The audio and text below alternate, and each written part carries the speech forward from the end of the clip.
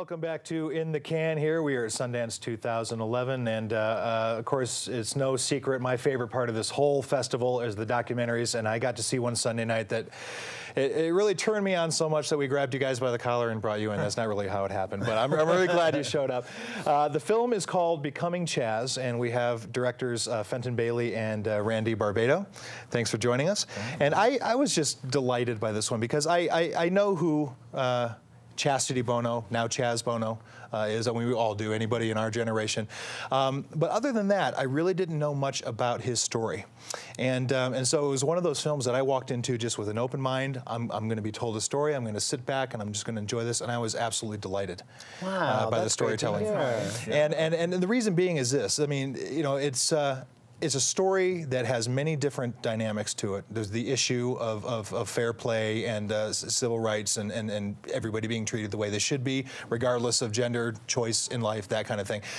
But there's more to it than that. I mean, this was a really personal story with a very brave soul who let us into his life for more than a year. Mm-hmm.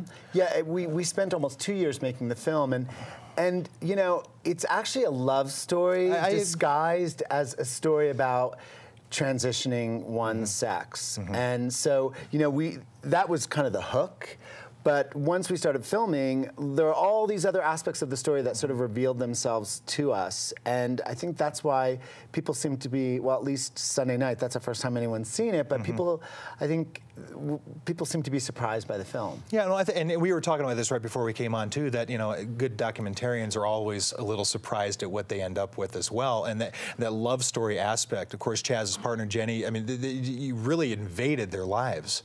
We did. And they were willing victims, but at the same time, it was very up close and personal. Chaz came to us and said, will you document this? And that was such a unique opportunity, you know, to follow this very, very private process. Of course, you know, in Chaz's case, being celebrity adjacent, you know, from an early age, he kind of had no choice. He was, you know, it was going to be a public event, but to let us in and document it was really amazingly brave of the both of them, really, because you know, in one respect, we thought, yes, we're going to document this physical change, but I don't think we had any idea, and I actually don't think Chaz had any idea, and Jen certainly had no idea of just what changes were in store, and the sort of profound psychological shifts were like, it took us all by surprise, really. And that was such an integral part of this story, too. Talking about the love story, really, is Jen, you know, Chaz's partner. Yeah.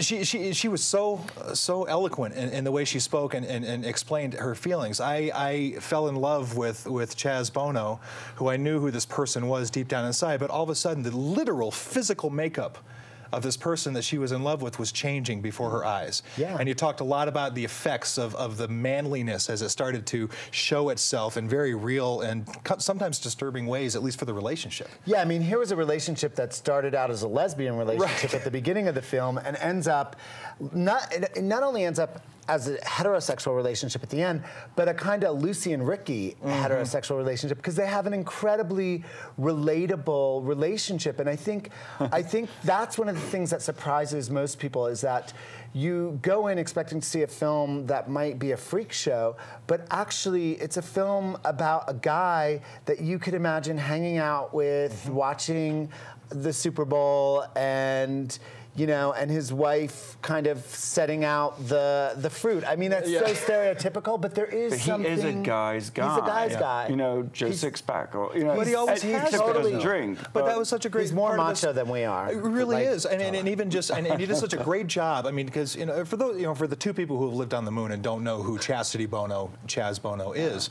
you know, the son of Sonny and at Cher. one point daughter of Sonny and Cher, was forced onto television, was a public figure at a very young age. You know, the great clips of the Sonny and Cher show that you integrate with this, showing this transformation. And you can tell very early in life that this young girl was just not comfortable with who she thought she was supposed to be. Yeah, and I mean, we kind of say we kind of downplay the transition of it, but actually, when you think, can you imagine what it would be like to realize that you're in the wrong body. I mean, Cher actually put it very nicely in her interview segment, where if she would, you know, she said she's very comfortable being a woman. If she were that was in a male body, she would freak out too. That was a big aha moment. Yeah. I mean, it really struck her that moment, that time for the first time. Like, she hadn't thought about that. And I don't want to give away anything, but just her segments are just remarkable. Yeah. You know, her Letterman appearance, all that is just really. Well, also, this is a film about a mother-daughter relationship transitioning into a mother-son relationship. And actually, the time we spent with Cher, she was genuinely processing it. She was in the middle of saying goodbye to her daughter and welcoming a son. And so, and you know, the thing about Cher is she's very direct. We were there at a time when she's experiencing such an amazing change in her life, and she was very open and honest about what was going on. I mean, it must be incredibly hard. And the fact that she didn't even see Chaz till well after a lot of the procedure was done. And to admit to that, I mean, she's a big star.